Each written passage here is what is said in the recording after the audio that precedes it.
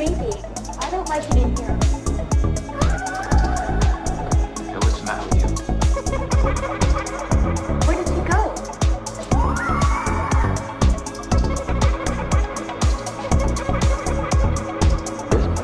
Wild. Put your soul into it.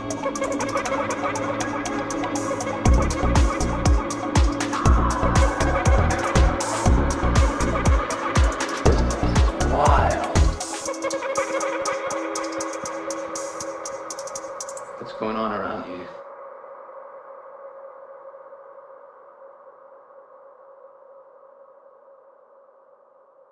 Well, I think mainly as a child, I was drawn to getting my hands on reading everything I could about psychic work and fortune telling, tarot cards. So I read everything I could, and I just found it fun and interesting. And I like to explore topics about ESP and telekinesis and remote viewing. And when I was able to find more information on the internet and order books or material documents and find mentors and coaches, I started to really look at it as a skill set that I could improve on and really hone in on. So at first it just started as fun, and I started doing tarot card readings. And welcome everyone to Haunting Live podcast this week. Thank you so much for being here. We appreciate all the followers lately on social media and all your support here at Haunting Live. This week we do have a special guest joining us, and we'll bring her on in just a moment to talk about what she does. And today's topic is going to be quantum healing hypnosis therapy. So something we haven't talked about on the show before, and I think it's going to be really interesting just to see what she does with that. So we'll bring her on in just a moment.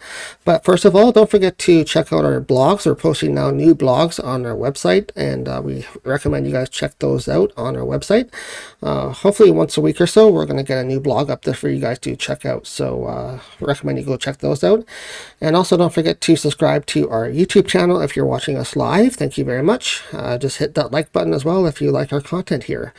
But before we bring on our special guest, we do have a sponsor now. We are officially sponsored here at Haunting Live Podcast now by the Most Gifted Psychics. So let's check them out, and then we'll bring on our special guest for this week. Before we bring on our special guest this week on Haunting Live Podcast, we recommend you visit our official sponsors for Haunting Live, the Most Gifted Psychics. Visit our sponsor, the Most Gifted Psychics, by calling 866-228-2883 and mentioning code word Haunting Live, and receive their promo of 10 minutes for just $10. 100% satisfaction guaranteed.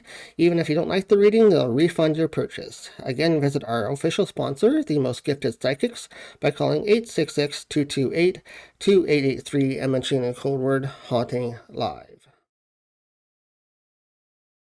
And welcome to the show. Hello, Daylee. How are you?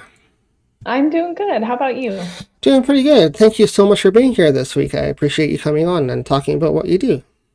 Yeah, absolutely. It's my pleasure. I just appreciate the invitation. Oh, that's wonderful.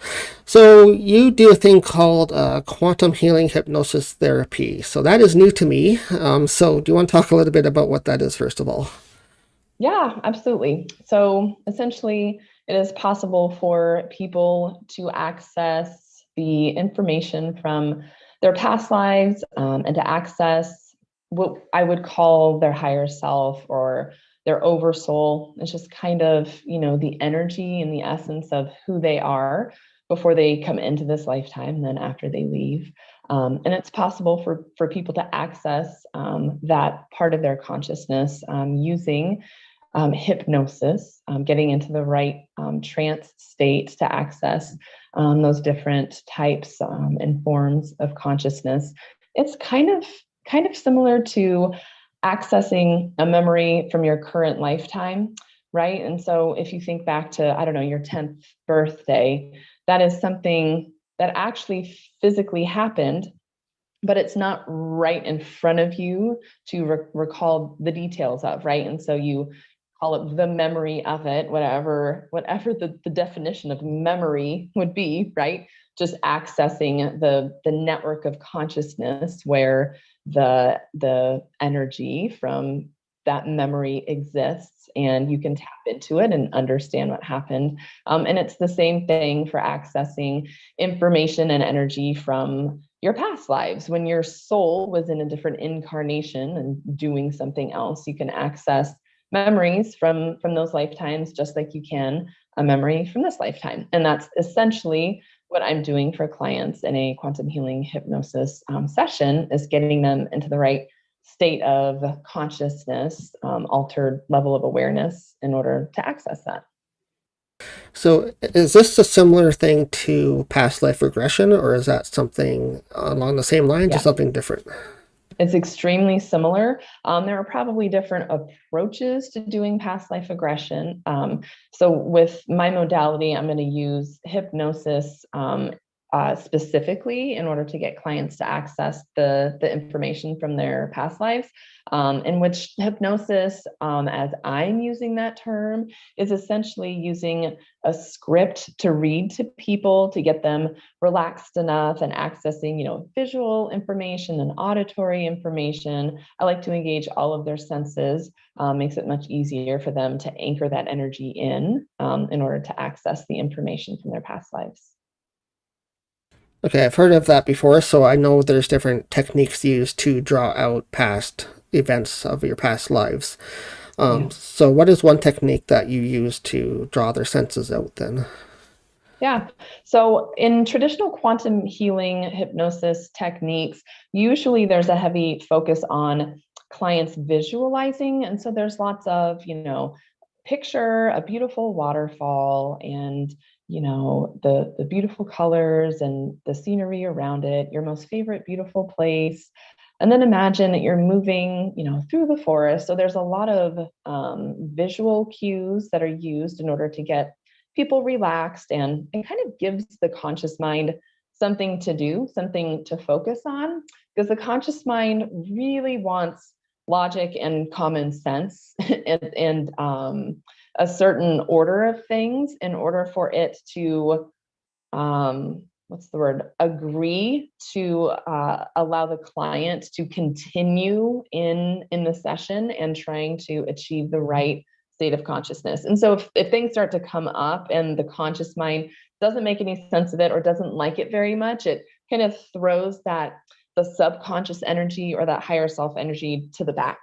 And so for a lot of quantum healing hypnosis techniques, there's a lot of visualization, but I like to bring in all of the senses by asking people beforehand what some of their favorite scents are, their favorite tastes, their favorite, things to look at and things to hear, the sound of rain, a creek or a river, rushing water, things of that nature.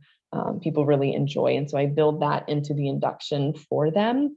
And it just gets them really relaxed and allows their conscious mind to allow the session to proceed, because the conscious mind is there to be protective. And if it steps back, then it allows the subconscious or the higher self energy to really step forward. Yeah, they have to be focused themselves in order to make it work right properly. So yes. Have you ever had an instance where maybe they weren't focused enough? What happens if the mind isn't ready for that? Yeah, every once in a while, clients will have a hard time. It's very rare, but I've had maybe 2 or 3 clients that just really couldn't get into that right altered state of consciousness. And it's basically it manifests as them feeling like nothing is happening. I don't know. I'll say, and what do you see? They're like, nothing. I see the back of my eyelids. And I'm like, well, what do you feel? And what, if you were able to see something, what do you think would be there? They're just like, nothing, absolutely nothing. And so it is possible for clients to have a bit of a hard time. A lot of clients get really caught up in having to be able to visualize things. And it's very second nature when a practitioner is walking someone through an experience like this, to use terms like, what do you see and what does it look like? And, think about, these different visual things, but really it's just imagining them, whether the person sees them, feels them, just knows them and thinks about them in general. But some people do have a really hard time accessing it. And in that case, I will ask them to access their inner child. Sometimes that's helpful, or inner child is a term that is essentially that we use to label the aspect of ourselves that is very protective, and that is kind of the guardian for that energy and that consciousness. And so that can be really helpful sometimes too, just asking what the inner child wants. So just kind of depends on the client. Yeah, I guess it depends on the client, how their mind works as well. So, like, have you ever had it when you're trying to describe those things to a client for their senses, but you kind of have a feeling like maybe they're making that up, so things aren't kind of lining up properly? Have you ever had that happen? It's usually the other way around. Usually it's the client feeling like they're making stuff up, and so they don't trust it as it comes through. I hear crazy stuff in these sessions all the time. And so I'm just like, yeah, that's probably so. People will be like, I'm on a spaceship and there's aliens here. And I'm like, you probably are. Tell me more. But usually it's the client that has a hard time. They're like, the vision or the thought will come into their mind of an alien in a spaceship, and they often won't speak on it. They'll just think, well, that's nuts, like, why am I thinking about that? I'm just making that up. And so there's a lot of importance that I put on trusting whatever comes through. I tell people, just allow it to all come through in the session, then afterwards you can let your conscious mind decide if that was a total make-believe story or whatever have you. So Right, that makes sense. Sort out after you get the information out that you need out. So, actually, I was going to ask you that question as well, since you brought up alien abduction. Is that something that people come to you commonly for? Is it coming more common to have those types of sessions? yeah, it really is. A lot of people want to ask about an experience they had that they feel like is unexplainable. Things like, I had a client one time that said when she was around 8 years old, she woke up one night in the middle of the night on the front lawn, and she was very disoriented, didn't remember going out there, and was like, well, I better go back in the house before my mom finds me outside and is really mad. And she went up to go in the house and all the doors were locked. So even at 8 years old, she was thinking, well, how did I get out here? This is so weird. And in her past life regression, in her session, I asked her higher self about that, which is essentially the part of you, the part of your consciousness that knows everything about every experience you've ever had. And she was taken from her bedroom, and she went up onto a ship, and I think she was getting some sort of upgrades or something. And when they left her, for whatever reason, I don't think I asked why she was left in the yard rather than in her bed again. They left her in the yard, and she came to and had to figure out how to get back into her bedroom. And that's really common. I often tell clients that if you are thinking to yourself that the explanation for some weird experience that you had might have been aliens, it probably is. That probably is the explanation. Yeah, that seems to be coming up quite a lot lately, especially nowadays with more and more UFOs being brought to the forefront, even by government now, is starting to become more prevalent. I think more people are going to have those shared experiences of wanting to know what happened, right? So, do you think it's becoming more these days than it was in the past? Like, are a lot more people trying to find out what happened if they have had an experience, if they're an experiencer? Yeah, I think it's just becoming a little bit more acceptable to speak on it. And also, people are not, because it is a little bit more acceptable, people aren't in denial about their own experiences. They're admitting, like, oh, when I was driving down that road and I saw the lights moving in a certain way, I know that was aliens. Like, I just know, I want to trust myself and my intuition. And they're doing that more and more. And so they're investigating it more and allowing that truth to just be a possibility and allowing it to just exist, whether they buy into it, whether they believe it or do anything about it or not. They're just allowing it to be a possible truth, if that makes sense. Yeah, whether it's a possible truth or maybe something they have seen through TV or movies or something, does that often seep into things that come out when you have these sessions? Sometimes people will, especially with spirit guides, when people are accessing the energy of their guides. I have a decent number of people who will see some of their guides as looking like someone like Gandalf, or similar energies, right? And the higher self usually explains it as, spirit guides are really, they're just energy. They're not actually in physical form. And so they often will present in a physical way that is comforting, that is comfortable, and that the conscious mind can understand and accept, right? Because the energy of, Gandalf just makes more sense to the conscious mind than, pure energy or like a ball of light, right? And so that is the way that it presents for certain clients and in certain situations. And then, but it's hard because then clients are thinking, oh yeah, right. Yeah, one of my guides is Gandalf. Like, this is ridiculous. I'm just making this up. But that's just the acceptable way that the energy presents so that the person doesn't immediately reject it. So Do they project that way so it's something familiar to them, something that they're used to? Like, do they reach into the person's conscious, say, well, that person is familiar from watching that series, so they know what that person is like. I'll project myself to them this way. exactly. Yeah. And it's a lot of the time there's not even the conscious process of all of that. That is a beautiful way to explain it, like in human words and with the human language. But the energy behind it is just it's a little bit more pure, and it's a little bit, I don't know what the word is, a little bit more intuitive, I guess. It just happens because that's like the frequency or the energy that aligns with something that is more positive for the client.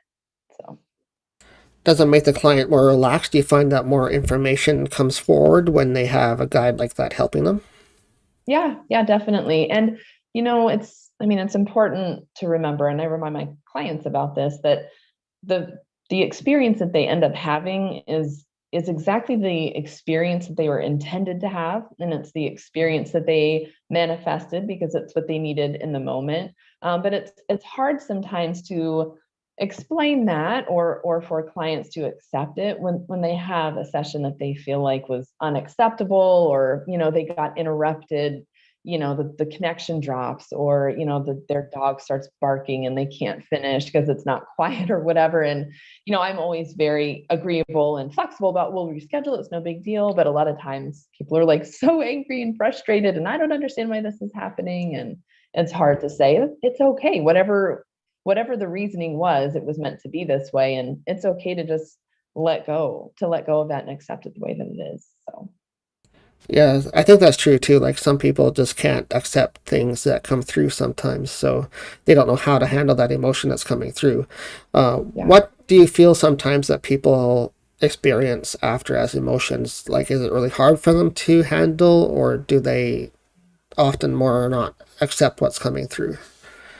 Yeah, afterwards, a lot of people, if there is resistance, it's usually, or any like thing negative, it's usually in the form of denying and not accepting what it was that came through. If they had, and it's usually in the form of past lives and experiences that are what is the word I'm looking for, that really tap into the client's lack of self-worth and value of self in this lifetime. So if they see a past life where they were a very powerful healer or shaman, or they were I don't know, some sort of a leader in a galactic federation or something, those are usually the things that people have a harder time accepting, which is oftentimes why they saw it in the first place.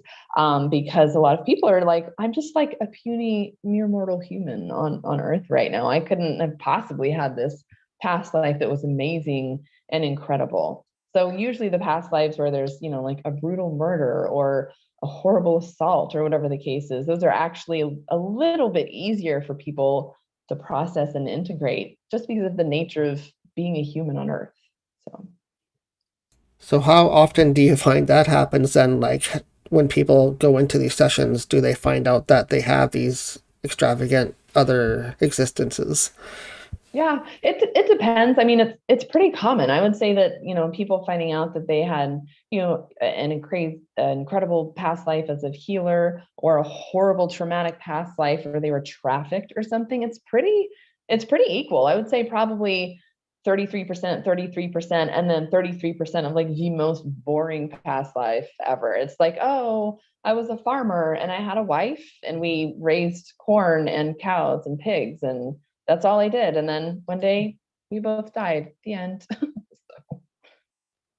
Yeah, interesting. I just wonder sometimes how many people realize when they go for sessions that that experience is what's going to come out, like maybe they're not prepared for it, or it shocks Yeah. them in some way that, like, wow, really? Like, I had that life? Look at Yeah, my life now. definitely. So, yeah.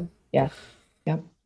So in the end, then, after they have these sessions with you, and you get down to the basics of it, what happens usually to clients afterwards? Like, what have you found out for them that kind of helps them through it in their current life? Yeah. There's just this level of awareness that they receive when they understand a little bit about their past lives, and the higher self is usually pretty good at explaining what the connection is, why they brought a certain experience forward for them to understand. And so just the awareness of that, a lot of healing it's less doing and facilitating, and it's more just being conscious and aware. And so when those things are brought to light, it's just a matter of accepting it, again, kind of like I mentioned earlier, and just allowing it. It exists, and it's okay for it to just exist, rather than resisting the energy that may have been coming through subconsciously. Just being more aware of kind of the energetic foundation for certain things in your current life can be helpful. And people also experience healing as far as, emotions and relationships, things of that nature. Sometimes physical issues will be addressed and will heal as well. Just really depends on what each client is wanting to address in their sessions. So yeah. Yeah, what are some of the things that they come in for then, besides obviously knowing what their past life is? Is there certain times they come in for certain things, like they want to heal some emotional wound or something, or they want to heal something else, or... Yeah. People come in for all different kinds of reasons. I just did a session recently for someone who, she, for like the last 10 years, she has had to urinate like every 20 to 30 minutes. She said it's excessive and embarrassing. Her fiance comments on it, her family, her work. She said it's just so frustrating, and she couldn't figure out what was going on. So we did a session and found out that that is the way that she processes energy. So she's taking a lot of energy like in the form of other people's emotions, for example. And the way that her body processes it is releasing it through urine. And so one of the things that she can do to address it is, again, just being conscious and aware that that's what's happening now. She can set an intention to process that energy in a different way. And so people will come in, because they have fertility issues or frequent headaches or whatever it is. And it's just so important, for me to point out that the healing that comes in these sessions isn't me. I'm not doing any energy healing. I'm not using Reiki. I'm really not doing anything other than giving them the opportunity to understand their own body and their own experiences so that they can then heal themselves. Is it a part of your session to make sure they understand it's self-healing? Like, do they know that they have the right to do that after they come to a session? Like, it's their own body responding to themselves afterwards? Yeah.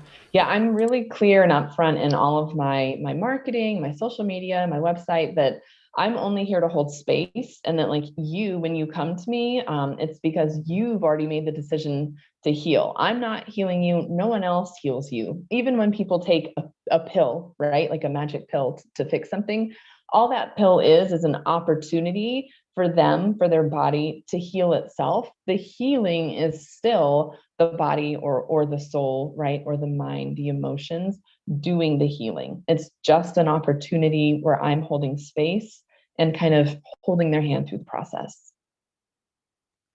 Yeah, that's a good comparison, actually, to use a physical pill that people take for pain that they have or something, and they need something healed. So you're doing basically the same thing with energy work. So Yeah.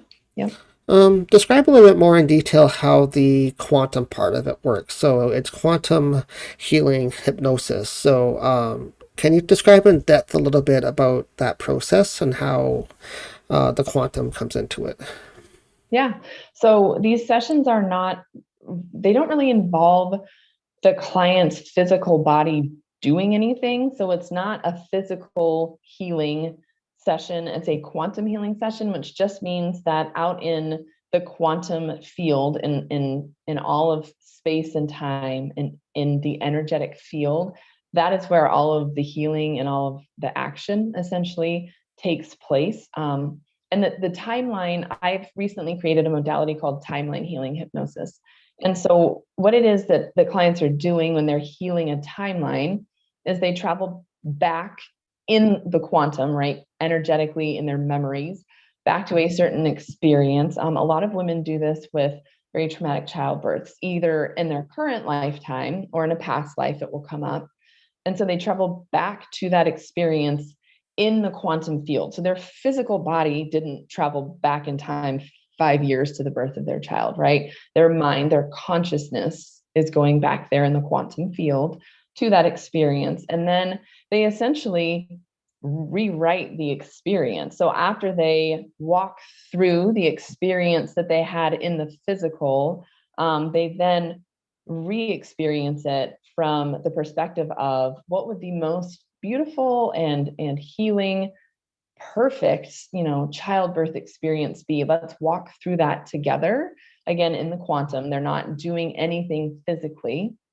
And then what they do by walking through it, imagining it, whatever label you want to use, is they're changing the past. They've time traveled, right? And so they have changed the energetic past so that the blueprint for the experience that they had, the energy, which is the actual blueprint of physical action. So the blueprint now has changed from one of trauma to one of, beauty and perfection and love. And so they have essentially healed that timeline energetically. And then what they can expect to see moving forward it just depends. Everyone's different. 3, 6 months, 12 months is the ripple effect for having changed that experience. And some clients will even experience other people that were involved in it, like say for a birth where their mom tried to make it, wasn't in time, and it was so upsetting. When they asked their mom in person about, hey, do you remember when, Zachary was born? She's like, yeah, it was so beautiful. And I'm so glad that I could be there. And it's like, wait, you weren't there. And she's like, well, I wasn't there. Right. It's just the energy of it has changed a little bit. It's shifted from, yeah, I missed it. That was horrible. Everyone was so upset, to wait, but wasn't I there or was I? So it's the energy has changed rather than the actual, physical actions. That's so interesting that you can actually physically change something like that. Like, is it actually physically changing, or is it a memory of theirs that's changing quantumly, or? It's the energy of it has changed so that it shifts from the energy of trauma to the energy of love, essentially. And so what happens then is as that energy anchors in that experience of that teeny tiny little point in the quantum field, it ripples out.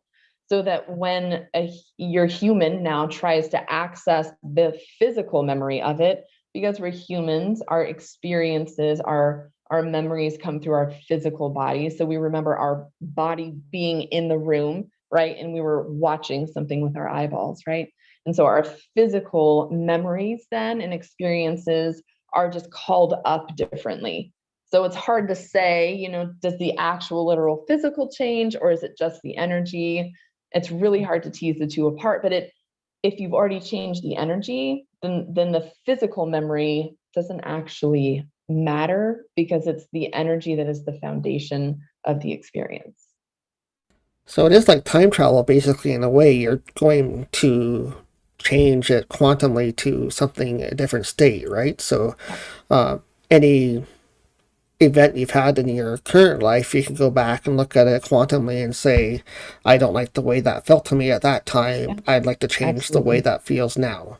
Yes. Yep. How does it connect, though, to other people? So you said, like, her mother said that she was there when she knew that she wasn't. So how does it connect to another person that way? Yeah. It will change the memory and the experience likely for that person, but the degree to which the magnitude of it is different for every person, because what you're doing is you travel back in time to change an experience in your reality, right? And so because you are the most important and powerful force and energy in your own lifetime, you get to affect that change, right? But because other people are a little bit more removed from the core of your reality, because you're literally the center of your own world, right? The way that they experience it is going to be different, and likely the change in the impact won't be as noticeable or as profound for someone who was just there and involved, but it wasn't their actual core memory and experience. Does that make sense? Yeah, totally, because their memory might be different. So if you change it, it might be different again for them. So, Yes. is Oh, and it's there? important to remember too that like memories, even something that happened yesterday, for example, right? Two people are likely to have two very different memories, even of something that they were both very physically present for, very consciously aware of. The memory is still likely to be very different for the two of them. So, Yeah, definitely. You get that with witness reports. Say somebody had like a Bigfoot experience or something, and yes. you have witnesses to that. There may have been two or three people there with them, and Yep. that one person's description might be different than the other person's description. So you do get that in this field when you're taking reports of even paranormal stuff happening. You get different reports. So totally understandable there. So how far back can you go when you start this? Like, do you recommend going way far back, saying I had something happen when I was 6 years old, or would you Mhm. change, say, something that just happened like yesterday? I didn't like what happened. Can I change that? Yeah. It depends. Everyone is different. My approach to these sessions is very client centered and very client led. In my induction, it's very vague. I'm not saying go to your most traumatic childhood experience and we'll address that. I'm not saying go to the first past life, that you had when you left source and we'll see what happened there. It's just the verbiage of going to wherever it is that you need to go, that has the most important and powerful information and energy for you in this moment. Some people will go to something from their current life, but usually people will see a past life or an experience in between lives, from something that is not in their current life. Is something from a different life going to affect their current life? Oh, definitely. Yeah. And that it plays out in so many different ways. I've had, I've actually had a surprising number of clients that had lifetimes on a planet that ended up exploding. So many people recall past lives on planets that explode. And I'm like, how many planets are out there just exploding? I don't know. But I've had a lot of clients that have had past lives doing that. And there's just, there's just this element of fear and not being able to trust, clearly if your planet ends up exploding, that's a very traumatic experience. And then there are, healers oftentimes have had lifetimes where they were persecuted, where they were murdered, where they were treated very poorly for choosing to heal in a way that mainstream society didn't agree with. And that definitely comes out in current lifetime as blockages and fear and not trusting themselves, not feeling worthy, things of that nature. So it's different for everyone, but there is definitely energy that is carried through from past lives into people's current life.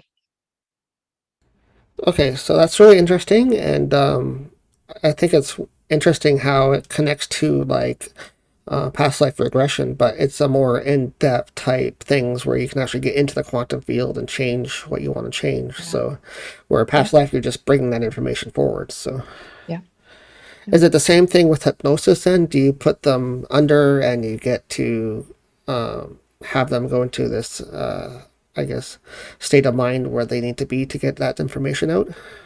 Yeah. So basically, the hypnosis part is relaxing the conscious mind enough that it feels comfortable to step back so that the subconscious mind or the higher self can step forward, because those are, it's like conscious and subconscious, which are kind of, they are on principle, supposed to not be there at the same time. One is supposed to kind of be leading and one is supposed to be in the background. And so it's kind of a trick to be able to switch it or to get them to coexist at the same time. And also the physical experience of having your subconscious or your higher self and your conscious mind present at the same time is a trip. It's a really interesting experience to have them both there at the same time. But the hypnosis part is basically the dance, the balance between the conscious mind and then, the soul or the higher self. No, okay. I wondered just how that connected with the quantum part of it. So, like, you're underneath the effects of hypnosis already. So, is that connected with the quantum part as well, or is it separate? Yeah. The quantum part is essentially a really broad label to describe anything that is happening energetically rather than physically and intangibly. So essentially the entire quantum healing hypnosis, the past life regression, the higher self stuff, all of it is taking place in the quantum, which people are able to access and experience through the session with their conscious mind kind of taking a break and stepping back a little bit and allowing their higher self to step forward and lead a little bit more than in everyday life. Yeah, so they kind of go hand in hand then. When you put somebody in hypnosis, it connects them that way. Yes. Yep. Do you have any other experiences you'd like to share? Maybe an interesting story of something that happened when you put somebody in hypnosis, or? Yeah. I actually, the funniest session I had happened, I don't know, 2 or 3 months ago. And this client wanted to ask, she had a couple of different experiences, actually. One of them, she went out, she was visiting a friend in Germany. She doesn't even live in Germany. And her friend stays in this like really old, like high-rise apartment building. And they went out to this party. They both had a lot to drink. They came home and she was sleeping on her friend's couch. So she just, kind of passed out on the couch. It's like, whatever, I'll deal with all of life tomorrow. Right. Well, she wakes up in this very unfamiliar room. It was dark. She couldn't really see anything. She didn't understand where she was. She was like, she thought she'd been kidnapped. She was like crawling around trying to figure out where she was. She couldn't see anything at all. There was like no windows. She eventually managed to let herself out. She found a door and let herself out of that room. And it's like walking down this hallway. She found a stairwell and she's going down the stairwell. And she realized that it was her friend's apartment building. And so she was like, oh, well, let me just find my friend's apartment. She finds it and goes in and tells her friend, like, oh my God, the craziest thing just happened. She tells her the whole thing. And her friend, of course, is like, it was a dream. Like, just go to sleep it off. You're crazy. And she's like, no, I'm about to show you. And so they go together back, like up the staircase, and it's this old attic in her apartment complex, like in the apartment building at the very top. Wasn't even locked or anything, but they were able to go back, like when it was light out, and see that it was some sort of like a storage, like old, like 50, 80-year-old stuff was in there and covered. It was all dusty. Like no one like ever goes in there. And so she wanted to ask about that in her session. And it turns out that there is the spirit of a child who was killed during the Nazi occupation. They were hiding, him and his family were hiding there, and he was killed by a soldier. And his spirit has never left. He died a very traumatic death. And he was lonely. And so when she was drunk, it's very common for people's souls, essentially their consciousness, to leave their body. That's what blacking out is. And it leaves the vessel open, vulnerable to other spirits and entities coming in. And this child was just bored and wanted some company. And so he had her walk up the stairs into this musty attic and hang out with him for a little while. And she was like, oh, okay. And the same thing happened to her friend's boyfriend a year later. He got drunk, passed out, ended up in the same attic. And so for a long time, she was, I want to know what's happening, what is going on. And it was a child spirit who was just bored. Have you found a lot of paranormal things happen that way? Do you find out if places are haunted by doing that? Yeah, a lot of people, when they ask about, oh, every night it seems like around the same time something falls off of my nightstand and I can't figure out what it is. I'm just dying to know. And it's, people almost always have an idea. They'll say, I think, whatever, it always falls off at 212. And my grandmother, for some reason, that was a really important number for us. It was significant in our relationship. And so they're like, I don't know. I feel like it's my grandma just saying hi. I don't know.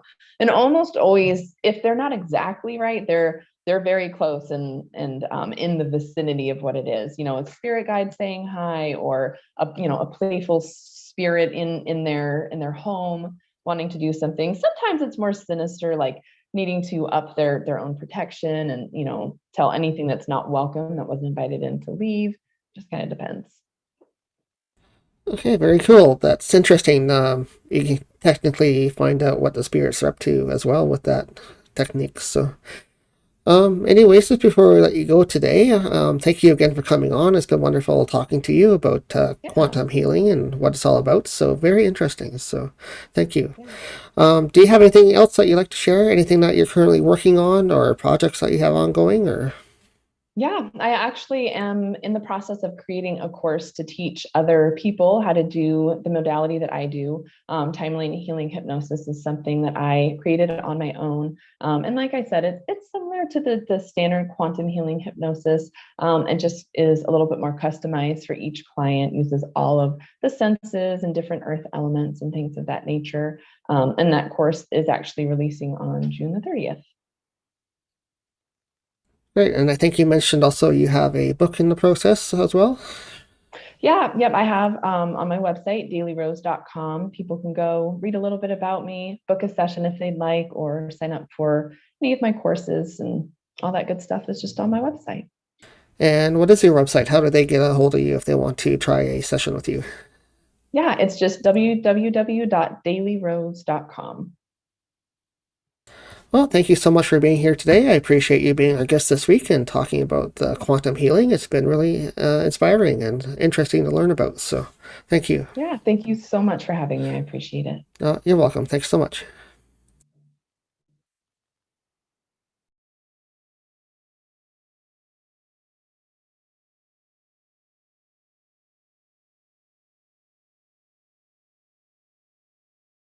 Okay, thank you so much for being here, everybody, as well. Thank you for tuning into Haunting Live podcast this week. That was Daylee Rose. She does quantum healing, something very interesting, and we thank her for being here talking about what that is with us on this week's show. So again, thank you all for being here this week and checking us out. We are Haunting Live Podcast. We broadcast brand new interviews in the paranormal field each and every week here on Haunting Live. We also have our official website, which is HauntingLivePodcast.com. Go ahead, check that out. We have a bunch of information up there. All of our episodes are on there. We have a new blog that we've been posting new articles to once a week or so. We try to get a new article posted for you guys on our blog, so go check out that as well. And of course, don't forget to subscribe to our YouTube channel. We've had a lot of recent subscribers lately, so thank you so much for following us and checking us out. And if you like our content here every week, don't forget to also click the like button on YouTube. That helps us out here too on the channel. So thank you guys so much for tuning in this week. We'll be back next week with a brand new guest in the paranormal field and interview them here live on Haunting Live Podcast. With that, guys, thank you so much, and we'll be back here next week. Take care. Have a great rest of your weekend. The intuitive part happens when all of a sudden you realize that you're looking at pictures, right? You're looking at pictures on cardboard that somehow make so much sense to you or your sitter that you can't really explain why, right? Because it's, tarot is a strange thing to do. It's not very logical. When you start to try, to break down why it works. It's one of those things that I would say it shouldn't work, but it does. It wasn't until after I started meditating when I was probably in my 40s or so, because I was on Wall Street. I was getting, totally stressed out. I started meditating every single day just to relax. And after about 12 months of meditation, one day I had a spiritual awakening where all of a sudden I saw 4 spirits in my mind's eye, and I had this dramatic experience, which was absolutely beautiful. And after that awakening, it was really where all of a sudden the door kind of reopened. So this guy I was giving him, his mother showed me what she looked like. And she was giving me evidence of her life and how she passed and all these things. And he's just acknowledging, yes, yes, yes, yes, yes. I'm not sure, whatever you're not sure of, just write down, you'll remember it later. And just before the spirit was about to be done and I was about to wrap up the reading, she gave me the finger. My face dropped and I'm like, oh shoot. I'm like, why did she do that? Because that never happened to me before. And I'm going, why did she do that? Do I tell him? Do I say this to him? And I said, I can't withhold information. So I said, listen, sir, I don't know how to tell you this. And it's a little strange because this never happened to me. I says, but your mom gave me the finger. He was laughing so hard to the point of tears. As spirit works with us, when the student is ready, the teacher comes, and there was an elderly gentleman that came to get massage work. There was something about him that was so different. The white hair, the most crystal blue eyes I'd ever seen. So he's on the table and he's telling me he has this shoulder problem. And I said, okay, I can do blah, blah, blah. And he said to me, no, we're going to do something different today. So I placed my hand above and I felt the discrepancy where the injury was. And he said, I want you to take your hand and move this energy around. And then afterwards, I looked at him and I said, well, who are you? Where did you come from? And he just smiled at me and he goes, I'm just a traveler. Missed this week's episode? Watch it on RIB, Rhode Island Broadcasting, replaying our episodes every week on Wednesday nights at 10 p.m. Follow them on social media on Facebook or on YouTube.